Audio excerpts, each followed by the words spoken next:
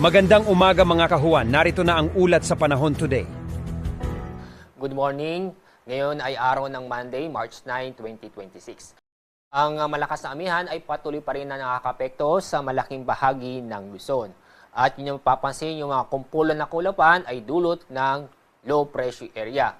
Yung low pressure area, inyong makikita nasa labas ng ating Philippine Area of Responsibility.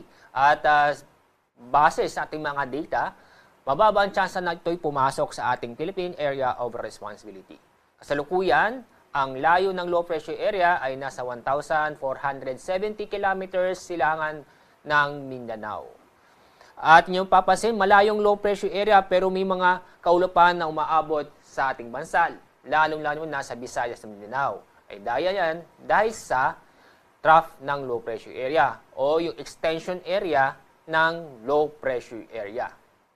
Itong northeast monsoon ay inaasahan natin na magpapatuloy ang epekto nito sa susunod na 2 hanggang 3 araw at maaaring maapektuhan ang Luzon kasama na rin ang Visayas. Samantala, itong trough ng low pressure area ay patuloy din makakapekto sa ating bansa, lalo-lalo na sa Mindanao sa susunod na 2 hanggang 3 araw. At sa ating nilagay na panahon ngayong araw, maulap na kalangitan at may mga pag-ulan. Kadalasan may hina hanggang sa katamtamang pag-ulan sa Cagayan Valley, Aurora, Quezon at kasama na rin ang Bicol Region. Samantala, itong lalabing bahagi ng Luzon kasama ang Metro Manila ay magiging maganda at maliwalas ang panahon. Kung saan ay bahagyang maulap hanggang sa maulap ang kalangitan maliban sa mga isolated na may hinang pag-ulan. Ang agwat ng temperatura sa Metro Manila ay 21 hanggang 30 degrees Celsius. At sa Baguio, aabot ng 15 hanggang 22 degrees Celsius. Dako tayo sa Visayas at Mindanao. Buong Kabisayan at Mindanao ay maulap na kalangitan at may tsansa na mga kalat-kalat na pag-ulan at thunderstorm. Kaya sa mga kababayan po natin sa Visayas at Mindanao, mag-ingat, maging alerto dahil sa mga posibleng pagbaha o pagguhol ng lupa dulot ng mga pag-ulan. Pagdating sa ating heat index, kahapon ang pinakamataas na heat index ay 40 degrees Celsius diyan sa Coron, Palawan, San Jose, Occidental Mindoro at sa Puerto Princesa City.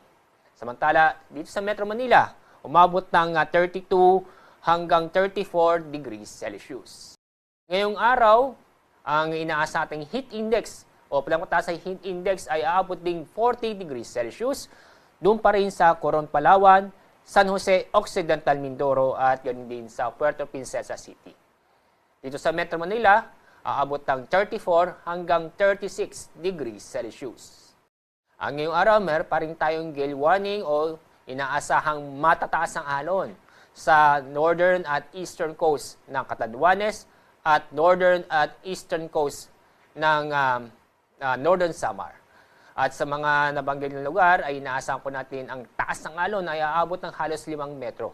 Kaya paalala sa mga kababayan po natin, pagbaliban at iwasang pumalaot sa mga lugar nito para sa ating kaligtasan.